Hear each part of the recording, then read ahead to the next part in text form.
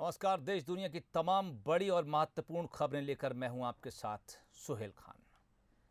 शुरुआत उस खबर के साथ जो इस वक्त भारत में कोरोना से चल रही जंग में महत्वपूर्ण साबित हो सकती है। कोरोना से जंग में देश को अब तक 4 वैक्सीन मिल चुकी हैं। कोविशील्ड, कोवैक्सीन और स्पुतनिक के बाद मंगलवार को मॉडर्ना के टीके को भी मंजूरी दे दी गई। सिप्ला कंपनी को इस वैक्सीन के आयात की इजाजत मिली है। यही नहीं, जल्दी ही भारत को फाइजर का टीका भी मिल सकता है। अगर फाइजर को शामिल कर लिया जाए तो इस हिसाब से कोरोना पर 5 का पंच पड़ने वाला है। हेल्थ मिनिस्ट्री की मीडिया ब्रीफिंग के दौरान नीति आयोग के सदस्य वीके पॉल ने यह जानकारी दी है। उनका कहना है कि हमारे पास अभी कोवैक्सीन, कोविशील्ड, स्पुतनिक वी और मॉडर्ना वैक्सीन उपलब्ध हैं। जल्दी ही हम फाइजर से भी टीके के लिए डील फाइनल कर लेंगे। वीके पॉल ने यह भी बताया कि गर्भवती महिलाओं को कोरोना वैक्सीन से कोई भी रिस्क नहीं है। वहीं मॉडर्ना वैक्सीन को लेकर उन्होंने कहा कि यह पहली इंटरनेशनल वैक्सीन है। हालांकि उन्होंने यह भी साफ किया कि अभी इसका इस्तेमाल सीमित तौर पर किया जाएगा।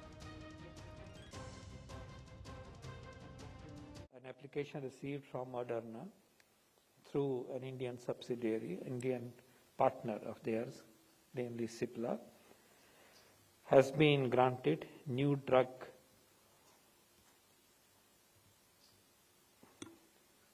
permission for restricted use, which is commonly known as emergency use authorization. So new drug permission has been granted to Moderna. This is the first internationally developed vaccine for which now such permission exists. और अब बात उस खबर की जिसने एक बार फिर तमाम सुरक्षा एजेंसियों को हाई अलर्ट पर ला दिया है। जम्मू एयरबेस पर ड्रोन हमले को लेकर मंगलवार को प्रधानमंत्री नरेंद्र मोदी के आवास पर एक उच्च स्तरीय बैठक बुलाई गई। इस बैठक में गृह मंत्री अमित शाह और रक्षा मंत्री राजनाथ सिंह भी शामिल हुए। इस मसले पर करीब 2 घंटे तक मंथन चला। इस दौरान राष्ट्रीय सुरक्षा सलाहकार अजीत डोभाल भी मौजूद रहे।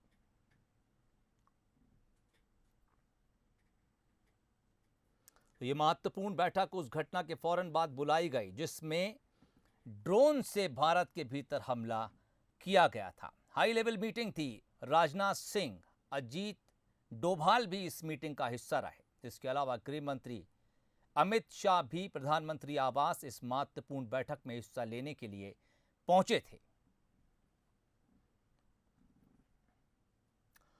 इस मीटिंग से पहले जम्मू में हाल ही में एयरफोर्स स्टेशन पर हुए ड्रोन अटैक के बाद अलर्ट जारी है।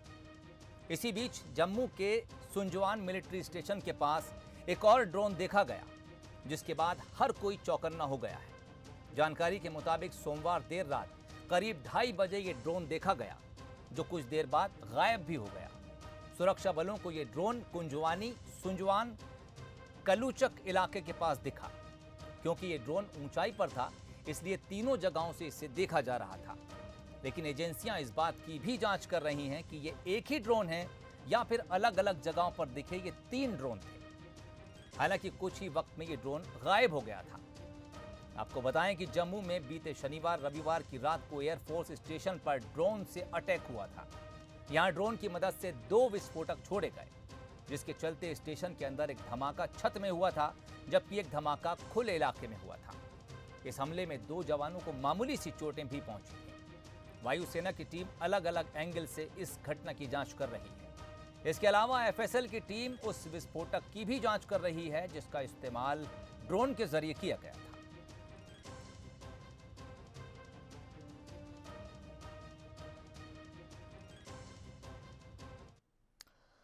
और ये मसला यहीं तक नहीं कायम रहा। जम्मू कश्मीर में आर्मी बेस पर ड्रोन हमले की साजिश का मसला अब संयुक्त राष्ट्र सभा में भी उठा है। भारत ने संयुक्त राष्ट्र महासभा में कहा है कि सामरिक और वाणिज्यिक संपत्तियों के खिलाफ आतंकवादी गतिविधियों के लिए हथियारबंद ड्रोन का हमला चिंताजनक है। ड्रोन इस्तेमाल की संभावना पर वैश्विक समुदाय को गंभीरता से ध्यान देने की जरूरत भी बताई गई। गृह मंत्रालय के विशेष सचिव VSK कोमिदी ने कहा कि आज आतंकवाद के प्रचार और कैडर की भर्ती के लिए इंटरनेट और सोशल मीडिया का दुरुपयोग किया जा रहा है। आतंकवाद के वित्त पोषण के लिए क्राउड फंडिंग प्लेटफॉर्मों का इस्तेमाल भी हो रहा है, जिससे आतंकी अब ड्रोन तकनीक का भी इस्तेमाल कर रहे हैं। वीएसके कौमुदी ने यह भी कहा कि कम लागत वाला विकल्प होने के चलते आतंकी ड्रोन का तेजी से इस्तेमाल कर रहे हैं और यह आसानी से उपलब्ध भी है। ड्रोन के जरिए आतंकी हथियार का विस्फोटक एक जगह से दूसरी जगह तक आसानी से भेजा जा रहा है। ये दुनिया भर में सुरक्षा एजेंसियों के लिए खतरा और चुनौती बन गया है।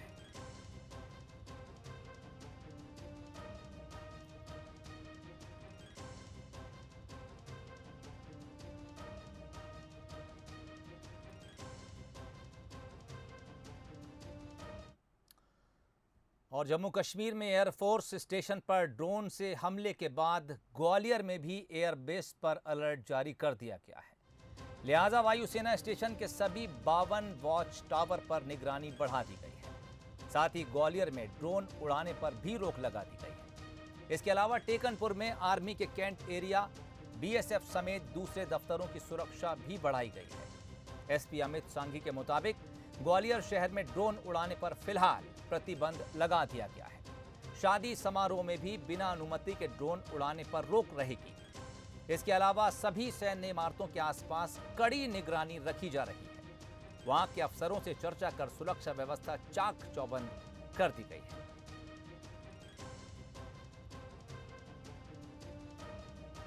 एयरफोर्स और जो अन्य सामरिक संस्थान रहते हैं एयरफोर्स बेस, इसके अलावा ग्वालियर में आर्मी का भी काफ़ी बड़ा इस्टेब्लिशमेंट है, डीआरडीओ का भी इस्टेब्लिशमेंट है और एयरफोर्स के साथ हमारी मॉक ड्रिल्स होती रहती हैं। अभी 2 महीने पहले ही एक मॉक ड्रिल हुई थी जिसमें कि एयरपोर्ट की सुरक्षा एवं अन्य पहलुओं को लेके जॉइंट एक ड्रिल की गई थी और लगातार हमारा जो जिला बल है एयरफोर्स के उच्च अधिकारियों के संपर्क में रहता है और कोई भी म्यूचुअल ऐसा विषय जो कि सुरक्षा से जुड़ा हो उसमें बहुत अच्छा सामंजस्य हमारा रहता है। और अब बात सियासी खबर की। दमोह में मिली शानदार जीत के बाद कांग्रेस पार्टी का हौसला बुलंद है। पार्टी अब इसी प्रदर्शन को खंडवा लोकसभा उपचुनाव और 3 सीटों पर होने जा रहे विधानसभा उपचुनाव में दोहराने की कवायद में जुट गई है। खंडवा उपचुनाव के लिए बैठकों का सिलसिला लगातार जारी है। 4 उपचुनावों की तैयारी में जुटी कांग्रेस। कोरोना के बीच फिर चुनावी रेस। दमोह की जीत के बाद फिर दंगल। 2023 के लिए बढ़ाना है मनोबल।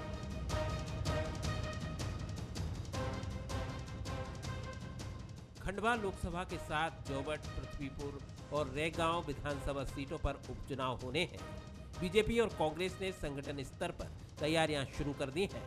खासतौर पर सत्ता से बाहर हुई कांग्रेस के लिए ये उपचुनाव कमबैक का एक बड़ा मौका है। लिहाजा कांग्रेस ने खंडवा सीट पर वापसी के लिए जमावट शुरू कर दी है। पूर्व मंत्री और वरिष्ठ नेता सज्जन सिंह वर्मा ने तो क्षेत्र में कार्यकर्ताओं को एकजुट करने बैठकें लेनी शुरू कर दी हैं। वहीं पूर्व प्रदेश अध्यक्ष अरुण यादव खंडवा से चुनाव लड़ने की इच्छा जाहिर कर चुके हैं। वे यहीं से चुनाव जीतकर केंद्र में मंत्री भी रह चुके हैं। बीते दिनों अरुण यादव की प्रदेश सह प्रभारी संजय कपूर और वरिष्ठ नेता अजय सिंह के साथ मुलाकात काफी चर्चा में रह चुकी है। उपचुनाव को लेकर बात हुई है।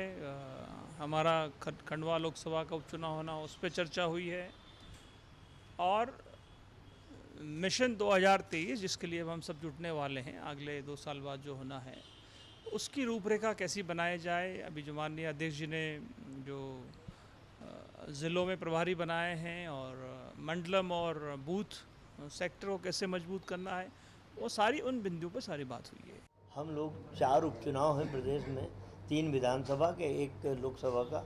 लोकसभा की बैठक तो मैं खुद लेके आया हूँ खंडवा की। हमारी सारी तीनों विधानसभाओं में हम अपना कार्यकर्ताओं का जाल फैला रहे हैं, उनके कार्यों को हम बंटवारा कर रहे हैं। कमलनाथ जी जैसे अगले सप्ताह आएंगे वैसे ही हमारी टीम उन इलाकों में रवाना होगी। कांग्रेस की पूरी कोशिश है कि 2023 के विधानसभा चुनाव से पहले उपचुनाव में बेहतर प्रदर्शन किया जाए ताकि प्रदेश भर में कार्यकर्ताओं तक ये संदेश पहुंच सके कि कांग्रेस पार्टी मजबूत है और दोबारा सत्ता में लौट सकती है। वहीं कांग्रेस की कवायद पर तंज कसते हुए गृह मंत्री नरोत्तम मिश्रा ने कहा कि कांग्रेस कितनी भी कोशिश कर ले, जीत बीजेपी की ही होगी, क्योंकि कांग्रेस में संगठन के नाम पर कोई चीज नहीं है। देखिए, पार्टी वहाँ पर ऐसी है नहीं कांग्रेस।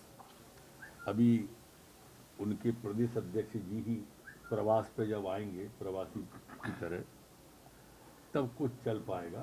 अभी तो सारे लोग उनकी तबीयत का हालचाल पता नहीं क्यों डालते हैं, जो जाता है मिलता है कहते हैं वो अब स्वस्थ है। अब ये रोज बताने की जरूरत क्यों सभी को पड़ रही है कि वो स्वस्थ है। और संगठन की बात आप उस पार्टी की मेरे से पूछ रहे हो जिस पार्टी ने 2 साल में राष्ट्रीय अध्यक्ष ही नहीं चुन पाया आज तक। पीसीसी चीफ कमलनाथ ये बात भली भांति जानते हैं कि बीजेपी के मजबूत संगठन से लड़ने के लिए पार्टी को बूथ स्तर पर मजबूत करना होगा। इसलिए दमोह चुनाव के फॉर्मूले पर ही इन चारों उपचुनाव में पार्टी काम करेगी। जानकारों की माने तो पार्टी का फोकस जमीनी जमावट को मजबूत करने के साथ ही बूथ पर लीड बनाने का भी होगा। कैमरा में विजय शेजकर के साथ बासु चौरे, बंसल न्यूज, भोपाल।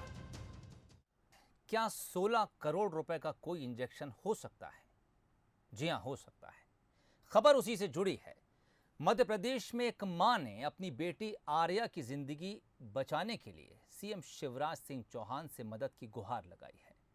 दरअसल मासूम आर्या को दुनिया की दुर्लभ बीमारियों में से एक स्पाइनल मस्कुलर एट्रोफी टाइप 1 है। इसका इलाज अमेरिका से आने वाले जोलगैंसमा इंजेक्शन से ही हो सकता है। इसकी कीमत 16 करोड़ रुपए है और इस पर 6 करोड़ रुपए का टैक्स भारत में लाने पर लगेगा, यानी कुल कीमत 22 करोड़ रुपए। आर्या अभी महज 6 साल की है। उसके पिता अबू धाबी में काम करते हैं। परिवार आर्थिक रूप से इतना मजबूत नहीं है कि 22 करोड़ रुपए की रकम जुटा सके, इसलिए परिवार का हर सदस्य कहीं ना कहीं मदद ढूंढ रहा है। आर्या के पिता सोशल मीडिया के जरिए क्राउड फंडिंग की कोशिश कर रहे हैं, तो मां आस्था पाठक और चाचा भोपाल में सीएम कलेक्टर से मदद मांग रहे हैं। आर्या के चाचा कोलार निवासी ऋषि पाठक कलेक्ट्रेट मुख्यमंत्री कार्यालय में मदद ढूंढने पहुंचे थे। उन्होंने आर्या की मेडिकल रिपोर्ट्स मुख्यमंत्री कार्यालय में दी हैं और मदद मांगी है।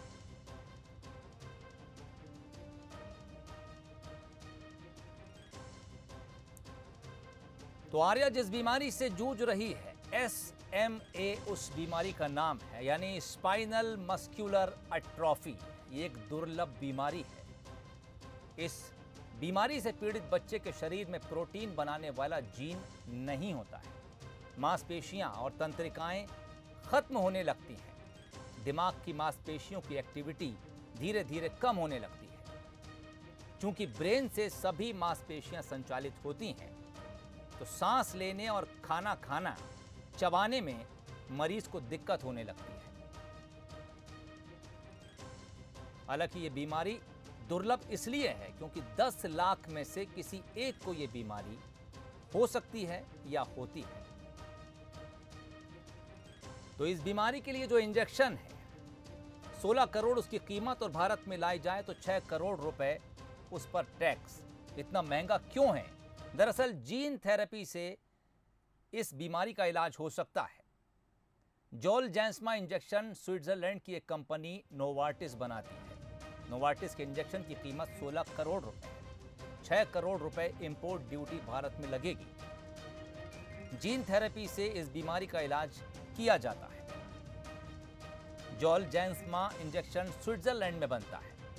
एक डोज से जानलेवा जेनेटिक बीमारी ठीक हो सकती है। 16 करोड़ रुपए हालांकि इसके लिए चुकाने होंगे और 6 करोड़ रुपए इंपोर्ट ड्यूटी भी देनी। जांजगीर चांपा के सक्ती में कोरोना टीकाकरण में लापरवाही खंड चिकित्सा अधिकारी डॉक्टर अनिल चौधरी को महंगी पड़ गई। उन्हें नोटिस जारी किए जाने के साथ ही तत्काल प्रभाव से उनके पद से हटा दिया गया। दरअसल सक्ती में कोरोना टीका लेने वालों को जो कार्ड दिए गए थे उनमें सीएम भूपेश बघेल के साथ ही स्वास्थ्य मंत्री टीएस सिंहदेव को भी मुख्यमंत्री बता दिया गया। जब यह मामला स्वास्थ्य विभाग के ध्यान में आया तो हड़कंप मच गया। मामले की गंभीरता को देखते हुए कलेक्टर जितेंद्र शुक्ला ने खंड चिकित्सा अधिकारी डॉक्टर अनिल चौधरी को हटा दिया है और सीएमएचओ डॉक्टर RS बंजारे ने उन्हें नोटिस भी जारी किया गया है।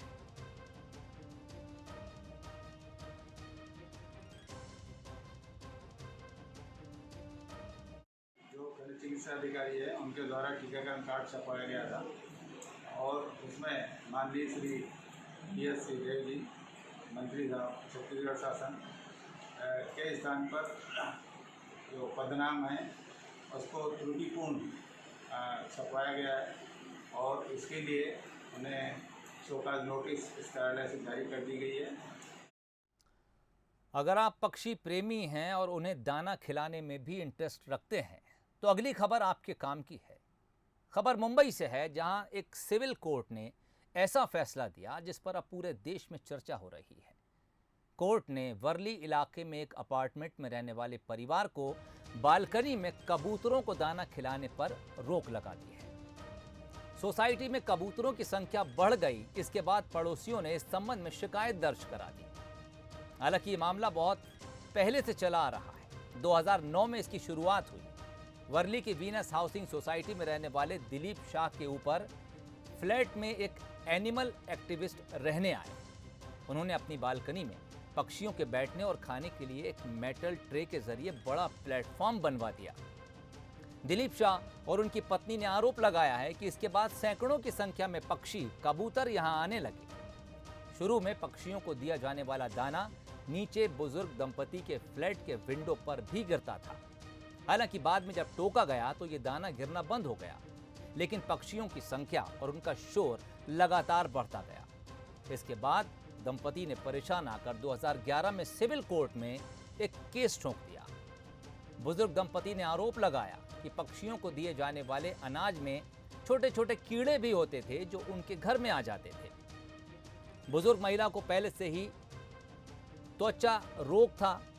दिक्कत की वजह से हालात में परेशानी और बढ़ गई। दोनों पक्षों की दलील सुनने के बाद कोर्ट ने कहा कि पक्षियों को मेटल ट्रे में खाना डालकर, दाना डालकर या इसे खिलाने वाले परिवार का बर्ताव दंपति को परेशान करने वाला है, इसलिए अदालत उनके इस कर्म पर रोक लगाती है।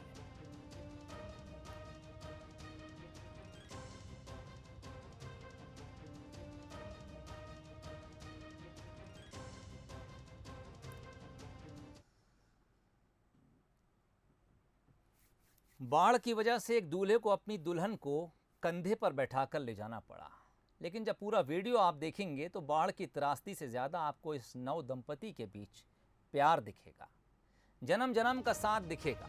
वायरल वीडियो बिहार के किशनगंज का है। नाव पर सवार सभी लोग पैदल उतरकर जाने लगे। ऐसी हालत में दूल्हा भी पानी में उतरकर अपनी संगिनी का इंतजार करने लगा, लेकिन जब उसे आभास हुआ कि पत्नी पानी में उतरने से कतरा रही है तो उसे सहारा देकर अपने कंधे पर उठा लिया और अब ये वीडियो चर्चा का विषय बना हुआ है।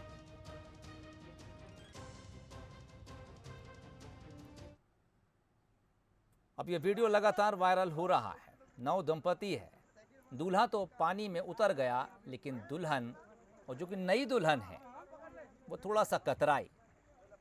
आखिर वो शादी के जोड़े में है, ऐसे कैसे उस पानी में उतर जाती। लेकिन दूल्हा उस दुल्हन की मंशा फौरन समझ गया, सहारा दिया, कंधे पर उठाया और किनारे तक ले गया। और यही एक पति का धर्म भी है कि पत्नी को जीवन में वहां तक साथ लेकर चले जब जीवन का किनारा ना आ जाए। बिहार के ये तस्वीरें हैं, ये वीडियो जिसने बनाया उसके बाद इसे लोगों को शेयर किया और अब ये वीडियो वायरल हो रहा है।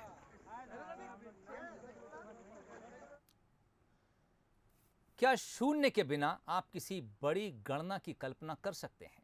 जवाब शायद ना ही होगा। लेकिन शून्य को लेकर आज भी ये साफ नहीं है कि शून्य का आविष्कार कब और किसने किया। पर कुछ ऐसे प्रमाण 1000 साल बाद भी हमारे पास हैं जो इस बात को पुख्ता करते हैं कि शून्य यहीं कहीं से पैदा हुआ। ग्वालियर से देखिए ऐसे ही प्रमाण की जीवंत कहानी।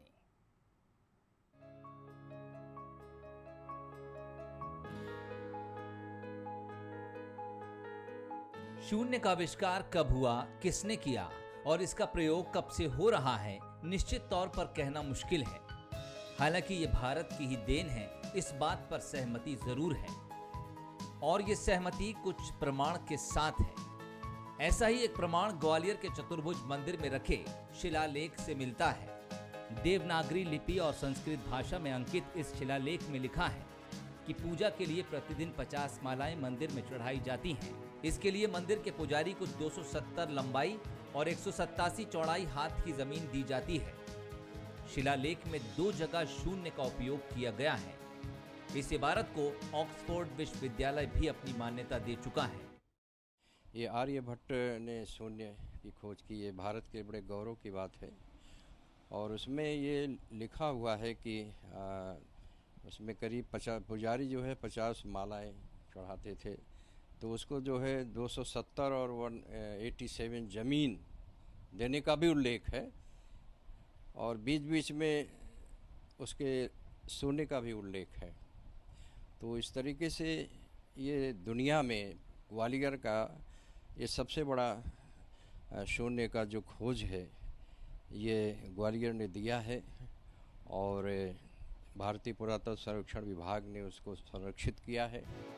9वीं शताब्दी में प्रतिहार वंश के दुर्गपाल अल ने अपने पिता बाइल भट्ट की याद में इस मंदिर की स्थापना की थी। इस शिलालेख को भी तभी स्थापित किया गया था। इतिहासकार फिलिप जेंडेविस ने भी अपनी किताब द लार्ज नंबर्स में इस शिलालेख की पुष्टि की है। हरिहर द्विवेदी की किताब ग्वालियर नामा में भी इसका जिक्र है। विदेशी पर्यटकों के लिए चतुर्भुज मंदिर में लगा ये शिलालेख आकर्षण का केंद्र है ही। विशेष संरक्षित श्रेणी में होने के चलते इसे कुछ खास पर्यटकों और शोधकर्ताओं के लिए ही खोला जाता है। ये भारतीय पुरातत्व सर्वेक्षण विभाग किले पर चतुर्भुज मंदिर स्थित है, जिसको बाइल भट्ट ने बनवाया था 9वीं शताब्दी ईस्वी का। ये गुर्जर प्रतिहार का मंदिर है, और उस मंदिर में एक शिलालेख लगा है जो देवनागरी लिपि में संस्कृत में है, उसका उल्लेख है, उसमें शून्य का उल्लेख है। और बहुत से विदेशी यहाँ आते हैं उसको खोज करने के लिए। देश दुनिया के कई विशेषज्ञ शोध के लिए यहाँ आते हैं। शून्य जब 11वीं शताब्दी में यूरोप पहुंचा तब गणना में इसे मान्यता मिली। ग्वालियर में शिलालेख के रूप में शून्य के लिखित प्रमाण की पुष्टि 1903 में भारतीय पुरातत्व सर्वेक्षण विभाग भी अपनी रिपोर्ट में कर चुका है। प्रहलाद सेन, बंसल न्यूज, ग्वालियर। आज दुनिया भर में इंटरनेशनल कैमरा डे मनाया गया। दुनिया के इतिहास को सहेजने में कैमरे की अहम भूमिका रही। इतिहास के तमाम महानायकों के जो छाया चित्र हमारे पास मौजूद हैं, वो किसी न किसी कैमरे से ही क्लिक किए गए। भोपाल के रजा मवाल अपनी 4 पीढ़ियों से कैमरा कलेक्शन का काम कर रहे हैं। इनके घर में कैमरों का एक म्यूजियम है। रजा साहब के पास 1865 कैमरे मौजूद हैं, और इनमें वो दुर्लभ कैमरा भी है जिससे कभी साईं बाबा की असली फोटो क्लिक की गई थी। इंटरनेशनल कैमरा डे पर रजा मवाल से बात की हमारे संवाददाता वासु चौरे ने। मानव सभ्यता के इतिहास को सहेजने में सबसे बड़ी भूमिका फोटोग्राफ्स की है, और ये संभव हो पाया क्योंकि हमारे जो पुराने फोटोग्राफर्स थे उन्होंने कैमरे डेवलप किए। आइए आपको लिए चलते हैं कैमरों की दुनिया में, और आज इंटरनेशनल कैमरा डे भी है। रजा मवाल सर के घर हम मौजूद हैं, और आप यहाँ पर देखेंगे कि सन 1865 के जो कैमरे हैं वो यहाँ मौजूद हैं। ये वो कैमरा है जिसे 1865 में जो उस समय के फोटोग्राफर्स थे उन्होंने अपने हाथों से बनाया था। ऐसे किसी कंपनी ने मैन्युफैक्चर नहीं किया है, ये अपने हाथों से बनाया हुआ एक हैंडमेड कैमरा है। और साईं बाबा की एक बहुत प्रचलित फ़ोटोग्राफ है जो लगभग हर घर में हमें मिल जाती है। वो फ़ोटो इसी कैमरे से क्लिक की गई थी। इसमें लिखा भी है, Shri Sai Baba of Shirdi, photo taken on this view camera by mister KH Mawal. तो ये वही फ़ोटो है जो अधिकतर घरों में हमें साईं बाबा की मिलती है, ओरिजिनल फ़ोटो जो साईं बाबा की कही जाती है, और ये वो कैमरा है जिससे ये फ़ोटो खींची गई थी। रजा मवाल साहब हमारे साथ मौजूद हैं। सर, आपसे जानना चाहेंगे, सबसे पहले तो ये बताइए कि इतना पुराना आपके पास ये कैमरास का कलेक्शन है, कैसे आपको ये आइडिया आया कि इन कैमरों को आप इस तरह से संरक्षित करके रखते हैं? मेरे ग्रैंडफादर फोटोग्राफर थे ग्वालियर स्टेट में, और उनके ग्वालियर स्टेट के ऑफिशियल फ़ोटोग्राफर थे। ये उनका कैमरा था और वो फोटोग्राफी करते थे। और उनके गुरुजी थे P विक्टर, तो उन्होंने ये मेरे ग्रैंडफादर को दिया था। और मेरे ग्रैंडफादर की जब डेथ हुई तो उनके कमरे से हमको 35 कैमरे मिले, और जब मेरे फादर को वो 35 कैमरे मिले और भी सब लोगों का तो जमा करते हुए एक पिताजी का, और फिर पिताजी के बाद मेरा, और मेरे बाद बेटों का, तो वो एक ये शौक़ बन गया कि हम लोग ना कैमरे कलेक्ट करते हैं। आज की तारीख में हमारे पास 400 से ज़्यादा कैमरे हैं, विंटेज कैमरे। देखिए ये भरा पूरा कलेक्शन, और हम अगर यूँ कहें कि कैमरों की एक अपनी दुनिया, और जैसा रज़ा साहब ने इसको नाम दिया है कि ये कैमरों का एक सफ़र है। आज वर्ल्ड कैमरा डे के दिन बंसल न्यूज़ आपके लिए विशेष तौर पर इन कैमरों के सफ़र में आपको लेकर आया है, और रज़ा साहब जैसे लोग हैं जो इन सारे कैमरों को सहज कर रखे हैं। कैमरामैन विजय शेजकर के साथ बंसल न्यूज़ के लिए भोपाल से वासु चौरे। फिलहाल इस बुलेटिन में इतना ही, लेकिन जाते जाते आपके लिए आरबीआई का वो संदेश जो ये कहता है कि जानकार बनिए, सतर्क रहिए। दीजिए इजाज़त, नमस्कार।